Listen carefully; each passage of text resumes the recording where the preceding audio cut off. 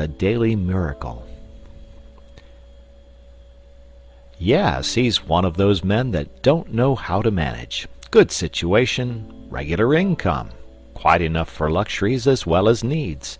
Not really extravagant, and yet the fellow's always in difficulties. Somehow he gets nothing out of his money. Excellent flat, half empty. Always looks as if he'd had the brokers in. New suit, old hat. Magnificent necktie, baggy trousers. Ask you to dinner, cut glass, bad mutton, or Turkish coffee, cracked cup. He can't understand it. Explanation simply is that he fritters his income away. Wish I had the half of it. I'd show him. So we have most of us criticized at one time or another in our superior way. We are nearly all chancellors of the exchequer. It is the pride of the moment. Newspapers are full of articles explaining how to live on such and such a sum, and these articles provoke a correspondence whose violence proves the interest they excite. Recently, in a daily organ, a battle raged round the question whether a woman can exist nicely in the country on £85 a year. I have seen an essay, How to Live on 8 shillings a Week, but I have never seen an essay, How to Live on 24 hours a day. Yet it has been said that time is money. That proverb understates the case. Time is a great deal more than money. If you have time, you can obtain money, usually. But though you have the wealth of a cloakroom attendant at the Carlton Hotel, you cannot buy yourself a minute more time than I have, or the cat by the fire has.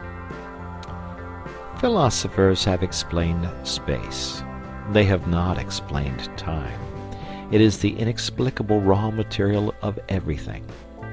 With it, all is possible. Without it, nothing. The supply of time is truly a daily miracle, an affair genuinely astonishing when one examines it. You wake up in the morning and lo, your purse is magically filled with 24 hours of the unmanufactured tissue of the universe of your life. It is yours. It is the most precious of possessions, a highly singular commodity showered upon you in a manner as singular as the commodity itself. For remark, no one can take it from you. It is unstealable, and no one receives either more or less than you receive. Talk about an ideal democracy. In the realm of time there is no aristocracy of wealth and no aristocracy of intellect. Genius is never rewarded by even an extra hour a day. And there is no punishment. Waste your infinitely precious commodity as much as you will, and the supply will never be withheld from you. No mysterious power will say, "This man is a fool, if not a knave. He does not deserve time. He shall be cut off at the meter." It is more certain than consols, and payment of income is not affected by Sundays. Moreover, you cannot draw on the future. Impossible to get into debt. You can only waste the passing moment. You cannot waste tomorrow. It is kept for you. You cannot waste the next hour. It is kept for you. I said the affair was a miracle. Is it not? You have to live on this 24 hours of daily time. Out of it you have to spin health, pleasure, money, content, respect, and the evolution of your immortal soul. Its right use, its most effective use, is a matter of the highest urgency and of the most thrilling actuality. And balances the budget.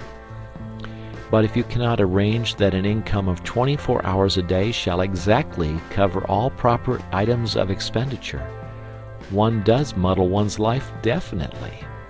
The supply of time, though gloriously regular, is cruelly restricted. Which of us lives on 24 hours a day? And when I say lives, I do not mean exists, nor muddles through. Which of us is free from that uneasy feeling, that the great spending departments of his daily life are not managed as they ought to be? Which of us is quite sure that his fine suit is not surmounted by a shameful hat, or that in attending to the crockery he has forgotten the quality of the food? Which of us is not saying to himself, which of us has not been saying to himself all his life, I shall alter that when I have a little more time? We never shall have any more time. We have, and we have always had, all the time there is. It is the realization of this profound and neglected truth, which, by the way, I have not discovered, that has led me to the minute practical examination of daily time. Expenditure